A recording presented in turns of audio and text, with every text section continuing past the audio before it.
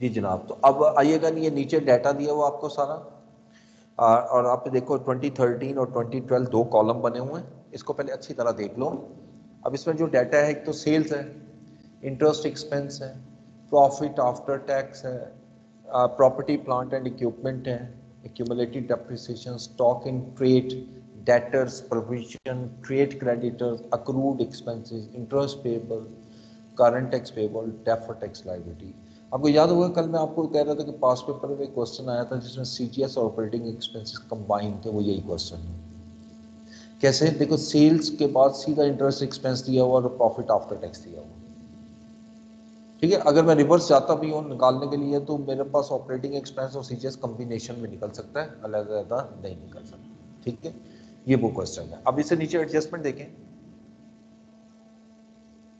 A new machine costing 1.8 million was purchased during the year. Machine with a carrying amount of 200,000 was sold for 250,000, ठीक है। Tax rate applicable to company is 35%। और question की requirement ये है जी कि आपने cash prepare operating section, activity section of statement of cash flow for the year ended 30 June 2030 using the direct method, show all necessary working, ignore corresponding figure. और बड़ी जबरदस्त चीज है कि छोटा सा क्वेश्चन नजर आ रहा है, 15 नंबर का क्वेश्चन है, इसको तबाही निकालता है ये, इसमें रिवर्स वर्किंग बहुत ज्यादा है। आप इसको कैलकुलेट करेंगे तो आपको लगेगा पता। So let's start it.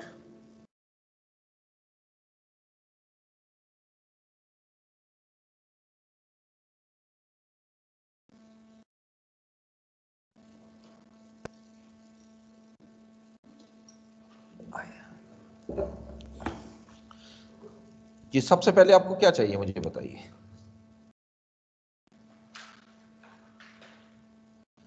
जो कल पढ़ा था direct method, cash receipt from customers, तो बनाएं इसका अकाउंट कौन सा बनेगा?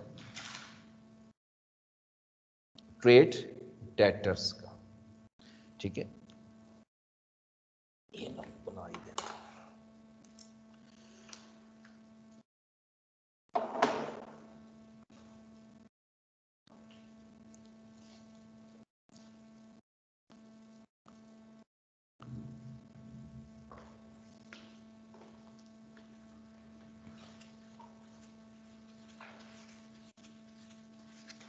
अच्छा, सबसे पहले तो आप लिखोगे ऑपरेटिंग सेक्शन में cash receipt from customers.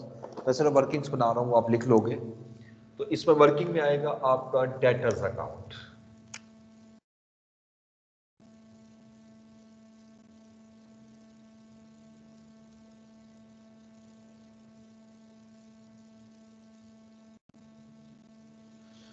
Debtors account का ओपनिंग बैलेंस देखें।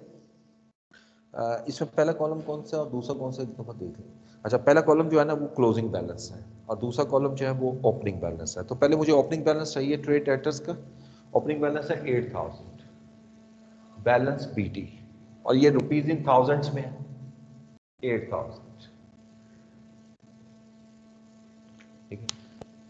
अच्छा, उसके बाद आगे चलिएगा नेक्स्ट में कि इसमें जो आपकी सेल्स है वो भी गिवन है। और जैसे मैंने आपको बताया था कि हमें चाहिए तो क्रेडिट होती है, लेकिन अगर क्वेश्चन में नहीं है तो कोई बात नहीं, उसमें कोई इशू नहीं है। आप सिंपल क्या करोगे कि सेल उठा लोगे, तो ही इफेक्ट आ जाएगा। अब सेल मैंने 40,000 लेनी है या 60,000 लेनी जी? 60,000 इस साल की लूंगा ना सेल, क्योंकि मैंने इस साल का कैश फ्लो बना रहा हूँ। सेल्स आ गई मेरे पास 60,000, ठीक हो गया यहां तक। अब क्रेडिट साइड पे आते हैं। Obviously cash receipt from customers, यही मैंने फाइंड करना है। ये मैं ब्लैक से कर देता हूं, ये बैलेंसिंग फिगर है, ये मुझे नहीं मालूम क्या है। अच्छा, उसके बाद कोई बैड डेट्स नहीं है, अलाउंस रूल है लेकिन बैड डेट्स कहीं नहीं लिखे हुए क्वेश्चन में, एडजस्टमेंट्स में। इसके अलावा किसी किस्म का कोई रिटर्न नहीं है, बस छोड़ दो, सारा कुछ छोड़ो और क्लोजिंग बैलेंस लिख देते हैं। क्लोजिंग बैलेंस डेटर्स का गिवन है, पता डेट इज 9,000। अब इसे रिवर्स कैलकुलेशन करो, 68 में से ये लेस करो तो 59। This is cash. ओके हो गया। अच्छा, उसके बाद अब मुझे क्या चाहिए होता है? कैश पेड टू सप्लायर, उसके लिए मुझे सीजीएस चाहिए, वो इस क्वेश्चन में नहीं निकल सकती। उसके बाद चाहिए होते cash paid for operating expenses. Operating expenses में भी यकीनी बात है, ऑपरेटिंग एक्सपेंसेस के पॉइंट से भी देखो तो मुझे नहीं मिल सकता सेपरेट। तो मैं करूंगा क्या, पहले एक वर्किंग बनाता हूं, वर्किंग टू। आपके पास सेल्स कितनी गिवन है, 60,000 की। इसमें से हम लेस करें अगर सीजीएस एंड ऑपरेटिंग एक्सपेंसेस, अब ये कॉम्बिनेशन में लूंगा मैं, ऑब्वियसली ज्यादा ले नहीं सकता। जब इसको लेस करूंगा तो मेरे पास आ जाएगा ऑपरेटिंग प्रॉफिट, जिसको profit before interest and tax भी कहते हैं। इसमें से अब लेस करूंगा इंटरेस्ट, जो गिवन है क्वेश्चन में, इंटरेस्ट एक्सपेंस है 27। जब 27 लेस करता हूं तो मेरे पास क्या आ जाएगा, जो आंसर आएगा, this is profit before tax. ये क्वेश्चन के अंदर ये भी गिवन नहीं है। अब देखो तो लिखा हुआ है प्रॉफिट आफ्टर टैक्स, ये भी गिवन नहीं है। इसमें से लेस करूंगा tax at a rate of, tax rate बिल्कुल लास्ट में देखो तो दिया हुआ है, tax rate applicable to the company is 35%। तो 35% अगर लेस करता हूं तो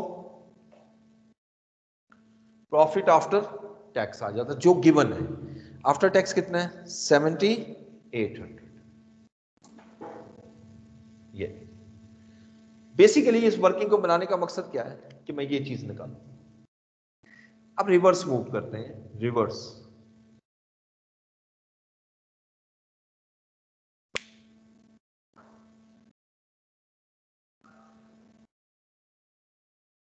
जी 7800 जो है उसको रिवर्स करो, यानी इस पे टैक्स निकालना है। अब टैक्स तो इस पे होता है ना, इसका मतलब ये 65% अमाउंट है। अगर मैं इस अमाउंट का 35/65 कर दूं, मल्टीप्लाई 35/65, तो मेरा टैक्स आ जाएगा।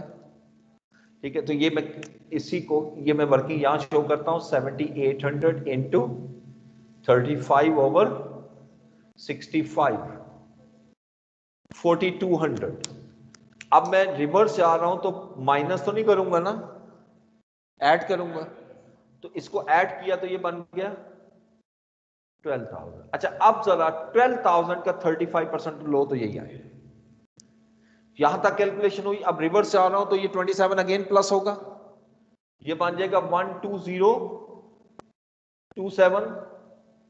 अब मैं आराम से कैलकुलेट कर लेता हूं। जब मैं कहता हूं कि मेरी सेल इतनी, ऑपरेटिंग प्रॉफिट ये है, तो दरमियान में क्या बच रहा है, CGS and operating expenses 47,973।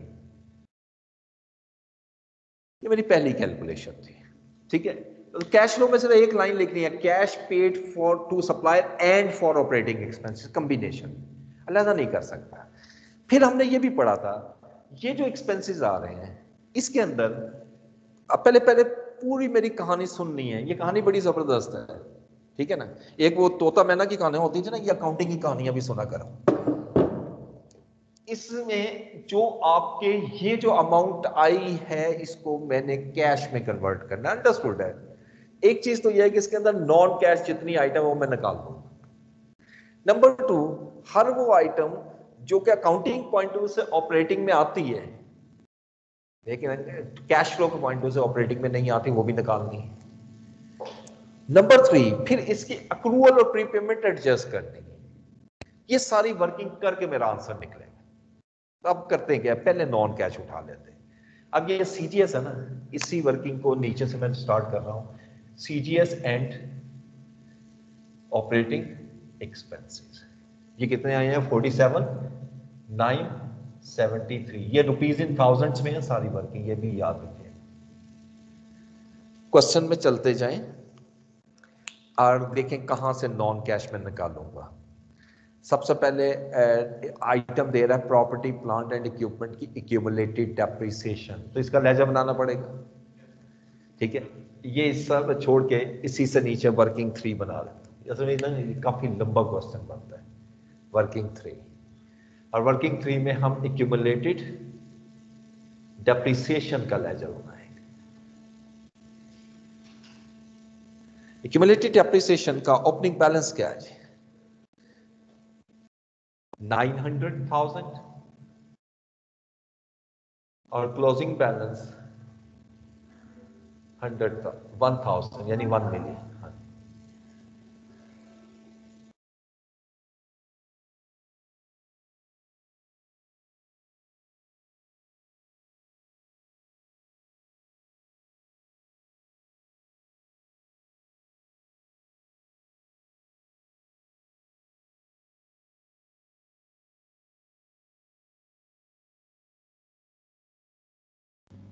Sir आपकी आवाज नहीं आ रही। सर आपको किसी ने म्यूट कर दिया हो गया।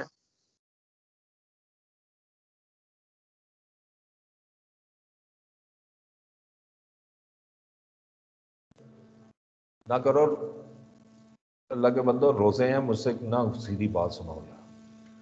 कोई शर्म होती है, कोई हया होती है, हैं? अब मैं कोई और बात करूंगा तो आप लोगों को लगेगी बुरी, ठीक है? तो इसलिए अब एहतियात कर लो। तो बैलेंस, ओपनिंग बैलेंस और क्लोजिंग बैलेंस आ गया और यहां डेप्रिसिएशन बैलेंसिंग फिगर आएगी। अब जो एक मशीन जिसकी कैरिंग अमाउंट 200 थी, आपने सेल की 250 में, ठीक है? कितना में सेल की मुझे कंसर्न नहीं, कैरिंग अमाउंट क्या है? 200, ठीक है? लेकिन यहां पे भी मसला आ गया, मुझे एक्यूमुलेटेड डेप्रिसिएशन चाहिए। बहुत ध्यान से, एक्यूमुलेटेड डेप्रिसिएशन तो दी नहीं हुई, ये तो कैरिंग वैल्यू दी हुई है। मुझे यहां डिस्पोजल चाहिए, बिल्कुल लिखूंगा मैं डिस्पोजल, लेकिन डिस्पोजल की कैरिंग अमाउंट नहीं चाहिए, मुझे क्यूमुलेटेड डेप्रिसिएशन चाहिए। क्यूमुलेटेड निकल ही नहीं सकती जब तक कि उसकी कॉस्ट ना हो। एक और लेजर बनाऊंगा इसी से नीचे कॉस्ट निकालने के लिए, वर्किंग 4। अब मैं बनाऊंगा पीपीई का ledger, property plant and equipment का कॉस्ट पे। जो सी जहां मिसिंग हो उसके मुताबिक लेजर बनाओ, इसमें कौन सा मसला है? ओपनिंग बैलेंस देखो 9,000 और नया जो एसेट खरीदा वो दिया हुआ है नीचे देखो 1800।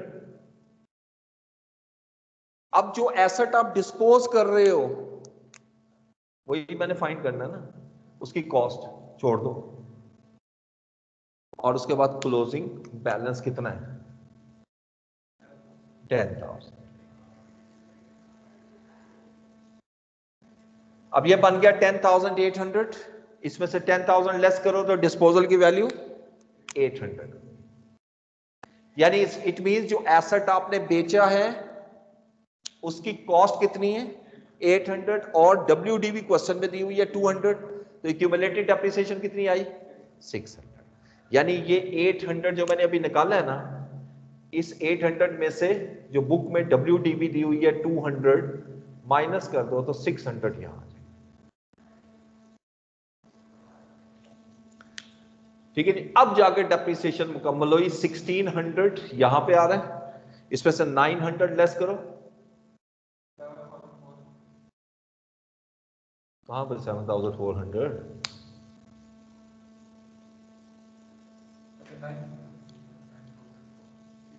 700 की डेप्रिसिएशन एक्सपेंस आ गई। अब ये डेप्रिसिएशन इसमें शामिल है, लेस करो, क्योंकि नॉन कैश तो पहले निकालो ना, लेस डेप्रिसिएशन। और ये कितनी अमाउंट अभी निकाली है हमने? 700। ये ठीक हो गया। इसके बाद स्टॉक इन ट्रेड। अच्छा, ये जो मैंने लिखा है सीजीएस, सीजीएस भी इसमें शामिल है ना? सीजीएस क्या होती है? Opening stock add purchase less closing stock. जबकि मुझे परचेज चाहिए होती है, इसका ओपनिंग क्लोजिंग स्टॉक एडजस्ट नहीं करना। जब मैं सीजीएस से परचेज निकालना चाहता हूं तो क्या करते हो? क्लोजिंग स्टॉक ऐड करते हैं और ओपनिंग माइनस, वही काम यहां कर दो। ठीक है, तो मैं ऐड कर देता हूं क्लोजिंग इन्वेंट्री और क्लोजिंग इन्वेंट्री कितनी दी हुई है क्वेश्चन में देखो 6000 नहीं 6970 क्लोजिंग और लेस कर दो ओपनिंग इन्वेंट्री बाय 6800। असल में ये समझ लो कि जब मैंने ये एडजस्टमेंट की ना तो ये अब सीजीएस नहीं रही, ये परचेज एंड ऑपरेटिंग एक्सपेंसेस आ गई। समझ आ गई बात? अब परचेज एंड ऑपरेटिंग एक्सपेंसेस को अब मैं कन्वर्ट कर रहा हूं कैश बेस वाले। अब आगे चलिए नेक्स्ट में ट्रेड डेटर्स, इसका इससे कोई ताल्लुक नहीं है ट्रेड डेटर्स से, वो तो सेल से ताल्लुक है, वो ले चुके हैं। Provision for doubtful dates, yes इसमें देखो इंक्रीज इन प्रोविजन आ रही है। ओपनिंग प्रोविजन देखो 360 है और क्लोजिंग प्रोविजन चेक करो जी। ओपनिंग प्रोविजन शाबाश 360 सर। जी जी, मैं आप सोए ना रो पार्टिसिपेट करो यार, मैं इसलिए खामोश होता हूं आपको देखने के लिए। और क्लोजिंग 500 है, कितनी इंक्रीज हो रही है? तो 140 भी ये नॉन कैश है ना, इसको भी माइनस करो, ठीक है माइनस करो। असल में ना आप लोग परेशान होते हो मिनट में कि पहले ऐड करते थे हम माइनस कर रहे हो, भाई पहले इनडायरेक्ट मेथड था, वो प्रॉफिट को कन्वर्ट कर रहे थे, ये तो एक्सपेंस में एडजस्टमेंट कर रहा हूं, वो प्रॉफिट में एडजस्टमेंट थी। और इंक्रीज इन अलाउंस कितना आ गया? 140 बनता है, चले जी 140। ये यहां पे ये मैं एरो भी लगा देता हूं, टेढ़ा हो गया थोड़ा। अच्छा इसके बाद क्रेडिटर्स, क्रेडिटर तो मैं एंड पे एडजस्ट करूंगा ना अकाउंट के थ्रू, ठीक है। उसके बाद अक्रूड एक्सपेंस, ये भी इसके थ्रू करूंगा। इंटरेस्ट पेएबल, ये तो इंटरेस्ट में जाएगा, इसका इससे कोई ताल्लुक नहीं। करंट टैक्स टैक्स में जाएगा, डेफर टैक्स टैक्स में जाएगा, ठीक है। अब छोड़ दो, बस यहां तक हो गया। अब इसको टोटल कर, ये कहलाएंगे कैश बेस्ड। मैं अभी कैश नहीं कह रहा, कैश बेस्ड, समझ गए मेरी बात? कैश बेस्ड और कैश में फर्क क्या है? कैश बेस्ड का मतलब है कि वो एक्सपेंसेस हैं जो अल्टीमेटली कैश में ही होते हैं, चाहे आज हो या कल हो। एक होता है कैश एक्सपेंसेस, वो जो कैश में कर दिए हैं, और एक होता है नॉन कैश, जो कैश में हो ही नहीं सकते। ये तीन कॉन्सेप्ट क्रिएट होते हैं कैश बेस्ड। अब मैं सीजीएस ही लिखूंगा, परचेज एंड ऑपरेटिंग एक्सपेंसेस। करो इसमें 3 माइनस 1 प्लस 47303। 303। लेकिन अभी कैश नहीं आया, ये कैश बेस्ड आया है। अब कैश लेने के लिए मुझे 3 अकाउंट यहां बनाने होते हैं। मसलन अगर नॉर्मली अक्रूवल प्रीपेमेंट, इनमें अक्रूवल दिया हुआ, प्रीपेमेंट नहीं है। और फिर क्रेडिटर्स, क्रेडिटर्स क्यों लेना है? क्योंकि परचेज इसमें शामिल है। ऑपरेटिंग एक्सपेंसेस के लिए मैंने अक्रूवल और प्रीपेमेंट लेनी होती है, और परचेज के लिए क्रेडिटर लेना होता है। चूंकि ये एक ही अमाउंट है तो मुझे एक ही लेजर बनाना पड़ेगा, एक ही लेजर में सारे बैलेंस लाने हैं। अब देखिए मैं अकाउंट बनाऊंगा creditors and accruals and accrued expenses.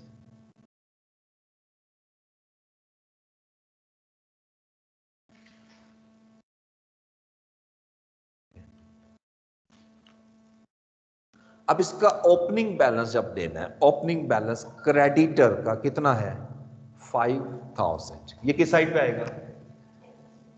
हाँ क्रेडिट साइड। ये तो रोजा खुलने में बहुत टाइम है। रोजीना क्या हो गया? बैलेंस पीडी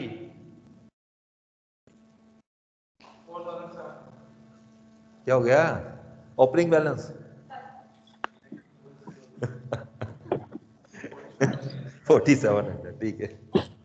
मैं गलत हूँ, माजरत। आप मुझे अब कह सकते हैं क्रेडिटर कितना है जी? 47। ठीक हो गया। अच्छा जी आगे चलिए। अच्छा सिर्फ एक बैलेंस नहीं लेना मैंने, अब वो भी लो क्रेडिटर, सॉरी अक्रूड का। अक्रूड का ओपनिंग है ही नहीं, चलो ठीक है मसला लो। ये माइक ऑफ करो, हैदर सयाद माइक ऑफ करो। अच्छा 4700 आ गया। ओपनिंग बैलेंस अक्रूड का है ही नहीं। अच्छा अगर प्री पेमेंट का होता ना साथ वो भी लेते हैं, लेकिन वो डेबिट साइड पे आता है। अब पहले ट्रांजैक्शन निकलो, ट्रांजैक्शन के बाद सीधा ये अमाउंट उठाओ जो एसओसीआई वाली है, ये एसओसीआई में गई हुई है ना दोनों। एसओसीआई में जो अमाउंट गई है वो है 47,303, ये भी हो गया। अच्छा उसके बाद आप क्लोजिंग बैलेंस लिखना, क्योंकि यहां पे आना कैश, जो कैश पेमेंट की है वो मैंने फाइंड करना है। अब क्लोजिंग बैलेंस अब लिखूंगा तो क्रेडिटर का क्लोजिंग बैलेंस कितना था 5,000, और अक्रूड का भी है अब ना, वो अलहदा लिखे। फिर balance carry down of accrued कितना है। अच्छा ये अक्रूड में इंटरेस्ट नहीं है, अक्रूड इंटरेस्ट अलहदा वो नहीं लेना, हाँ वो तो अलग से है इंटरेस्ट पेएबल। अब इसको सॉल्व करो,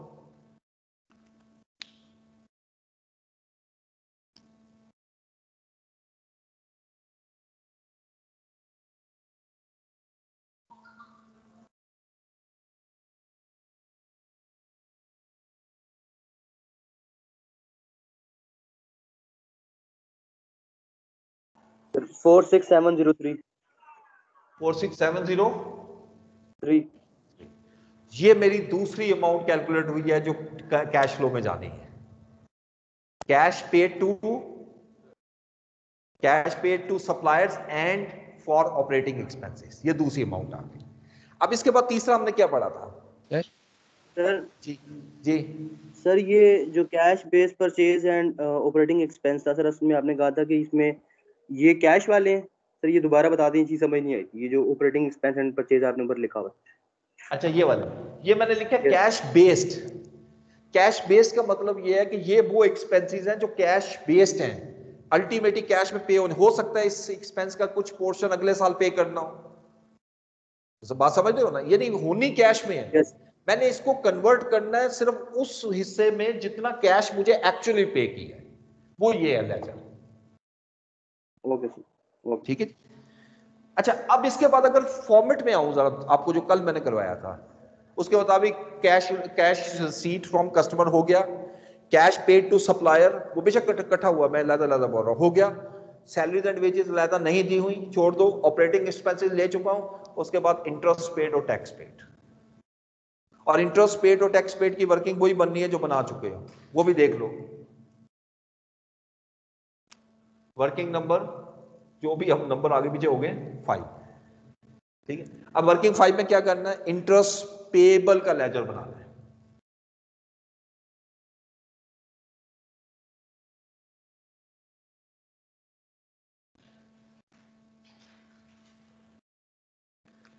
अब इंटरेस्ट पेएबल का ओपनिंग बैलेंस 14, ठीक है। और क्लोजिंग भी लिख लेते हैं 12। और जो एसओसीआई में आप इंटरेस्ट लेके गए हो वो देखो ये लिखा भी हुआ 27। अब इसको प्लस माइनस करो तो मेरे पास कैश की अमाउंट आ गई। दिस इज इंटरेस्ट पेड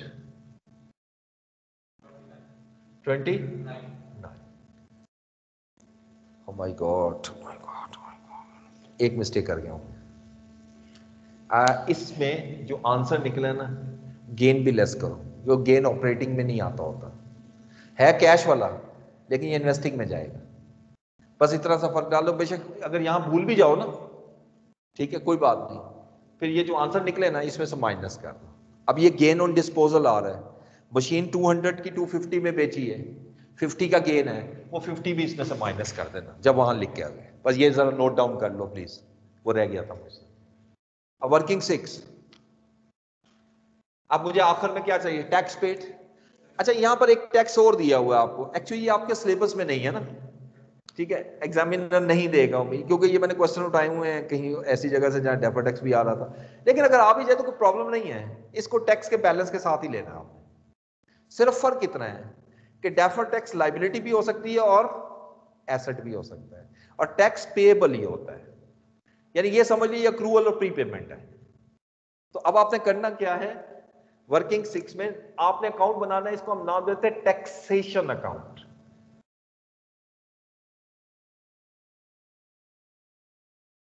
ठीक है जी।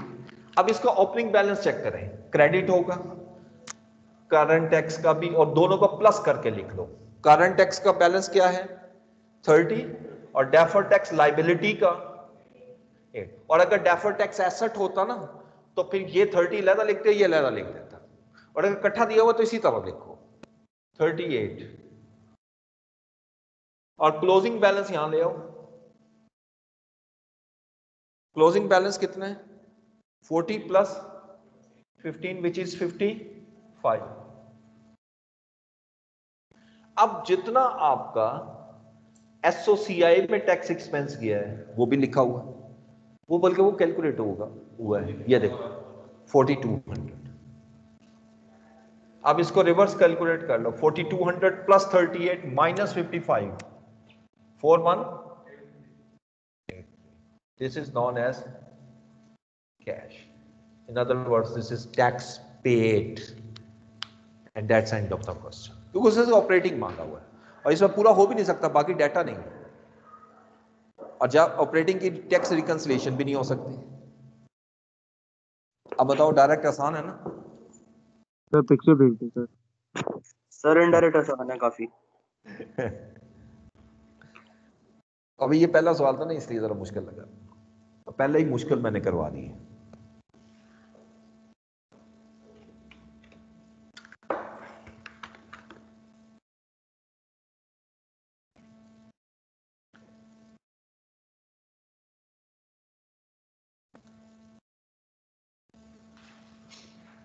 नोट कर लिया?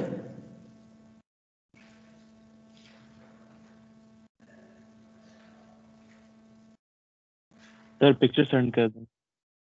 पिक्चर सेंड, किसने लिए पिक्चर? ग्रुप पे डाल।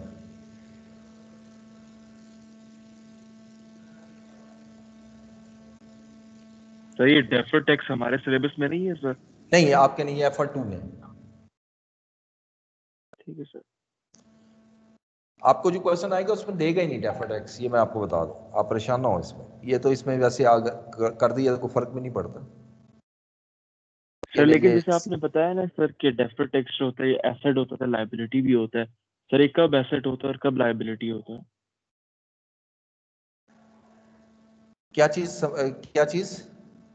सर डेफर्ड टैक्स का आपने बताया ना कि एसेट भी होता है, लायबिलिटी भी होता आप मुझसे वो सवाल कर रहे हो जो पूरा एक डेफर्ड टैक्स स्टैंडर्ड है IAS 12 कि ये क्यों एसेट होता है और क्यों लाइबिलिटी, तो मैं इसका फिलहाल जवाब नहीं दूंगा क्योंकि ये FR2 में पढ़ोगे। आपको अगर मैं जवाब देने बैठ गया तो मुझे 7 क्लासें चाहिए, ठीक है?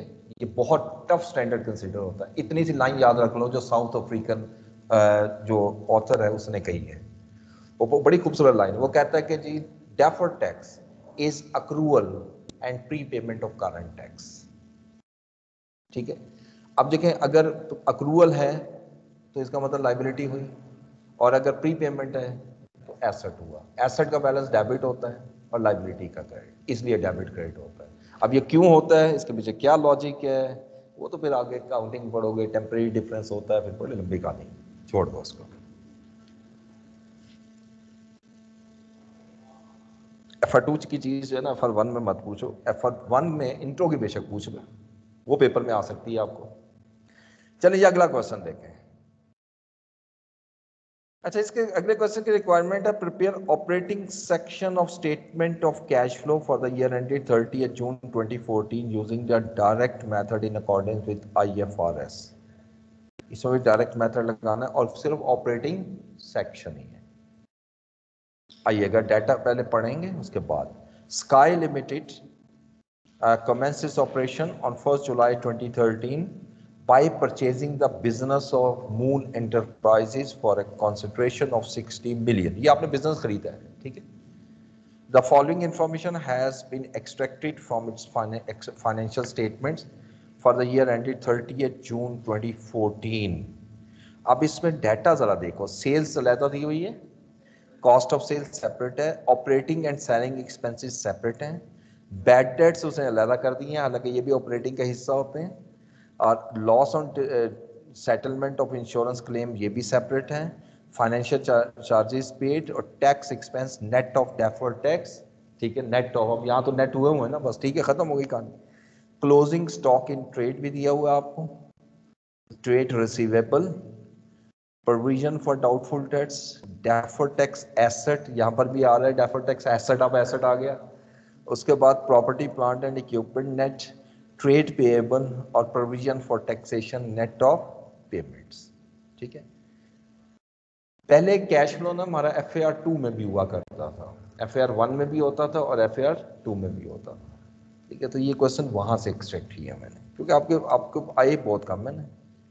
अच्छा, अब देखें यहाँ पर एडिशनल इंफॉर्मेशन जो पढ़ने वाली चीज है, at the time of acquisition the asset and liability were valued as under, ये जिस दिन बिजनेस खरीदा था ना उस बंदे से, उस दिन उसकी वैल्यू ये थी, इसको हम ओपनिंग बैलेंस कंसिडर करेंगे। ठीक है, during the year SL incurred a capital expenditure of 70 million।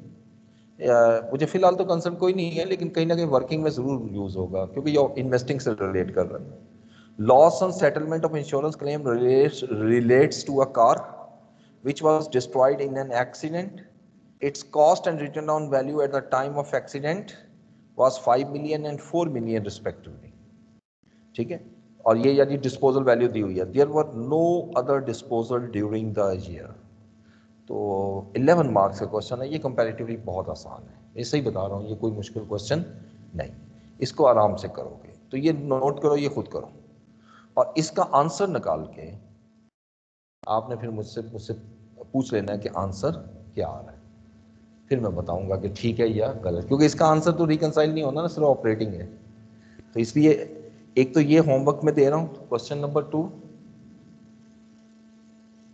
फिर क्वेश्चन नंबर 3 जो है, देखो ये क्वेश्चन नंबर 3 है, ये भी आपने कैश फ्लो स्टेटमेंट बनानी है यूजिंग द डायरेक्ट मेथड। ये पूरी कैश फ्लो स्टेटमेंट है और पूरी स्टेटमेंट के बावजूद 15 नंबर है, इसका मतलब ये कोई टेक्निकल क्वेश्चन नहीं। अब देखो पहला क्वेश्चन सिर्फ ऑपरेटिंग के 15 कह रहा है, वो ज़हन में रखना।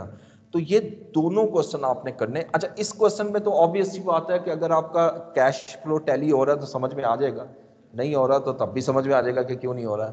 एक तो ये दोनों होमवर्क में लिए दे रहा हूं, इसमें 3 क्वेश्चन है, ये पहले स्टेप पे यही 3 करवाऊंगा। अभी आगे चलिए, दूसरी फाइल खोलें, क्योंकि आगे देखें जुमा भी है, आज भी आपके पास सारा दिन है, कल भी सारा दिन है, परसों भी सारा दिन है, और फिर मंडे को भी आपको आधा दिन है आपके पास, क्योंकि हमारी क्लास कितने बजे होती है।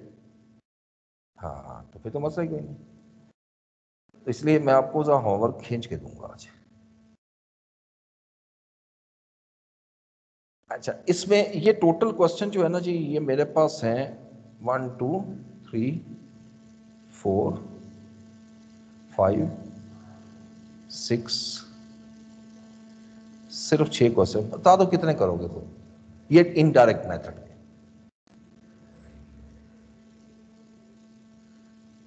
3 वो हो गए, 2 वो हो गए, बल्कि 3 हो गए, ये भी करो खुद, ये दोबारा करो।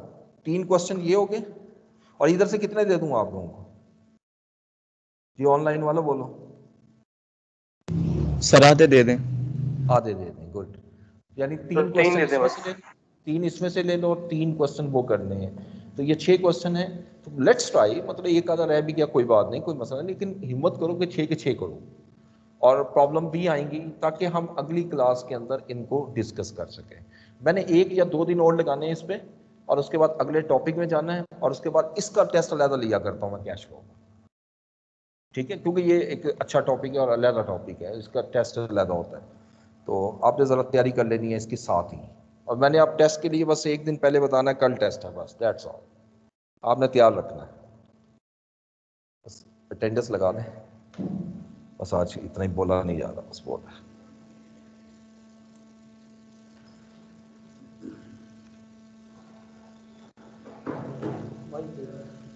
माइक दे।